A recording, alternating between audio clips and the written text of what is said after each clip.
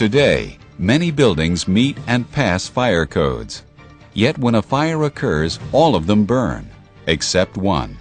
The one designed and built for fire safety with concrete masonry. Concrete masonry is a non-combustible material. That means under any situation it will not catch on fire.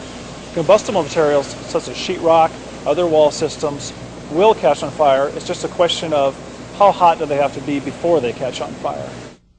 A laboratory test is used to determine durability under fire conditions. This test is the official ASTM E119 test. This test measures how fast heat will transmit through a wall to set something aflame on the other side of a wall. The ASTM E119 test is being administered on a series of wall assemblies. 2 gypsum walls and 1 made of autoclaved aerated concrete, or AAC block, a masonry product. We take the assembly as it would be constructed in the field, and we're exposing it, in this case, for 2-hour duration to a prescribed time temperature curve, which will see temperatures in excess of 1800 degrees Fahrenheit within that 2-hour time frame. Once we've exposed that assembly to the fire, we will move that away from the furnace. We will then face the exposed side of that assembly towards a fire water hose stream application, the typical fire department hose stream at approximately 30 psi. Let's see what happens to a fire-rated gypsum wall.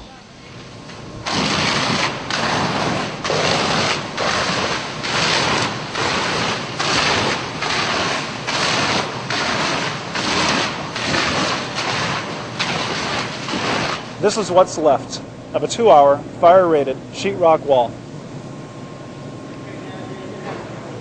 Now the ASTM E119 test is repeated on high-impact gypsum. Many building materials are classified as fire-resistive, meaning they will burn if they get hot enough.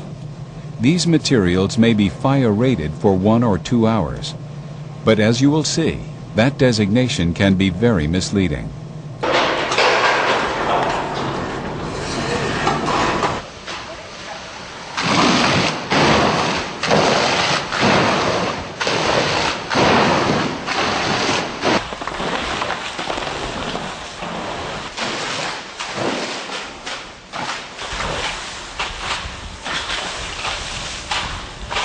This is real-life situation.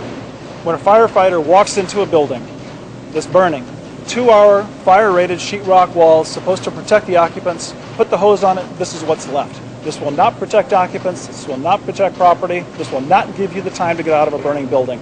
This is not the type of construction you want between you and a fire.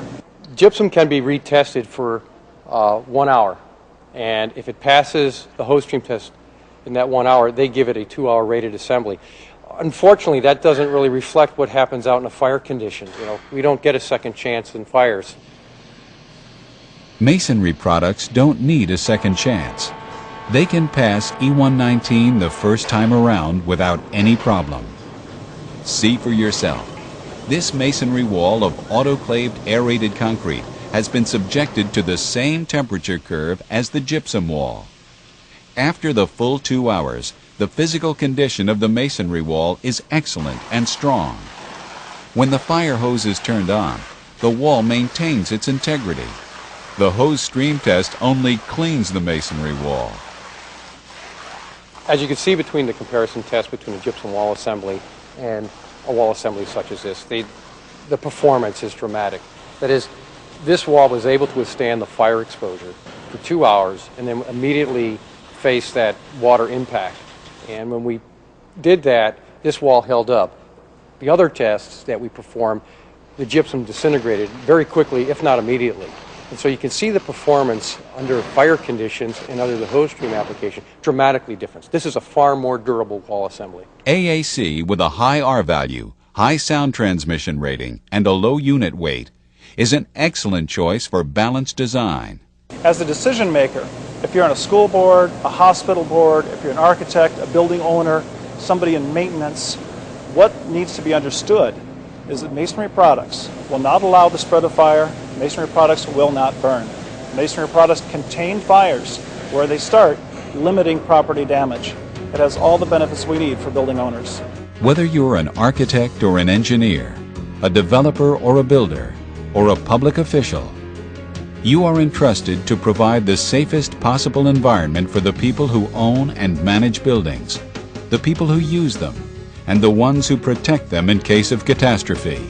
A balanced design approach to fire safety design can make a difference, a huge difference. Masonry is the foundation of a fully balanced system of fire safety.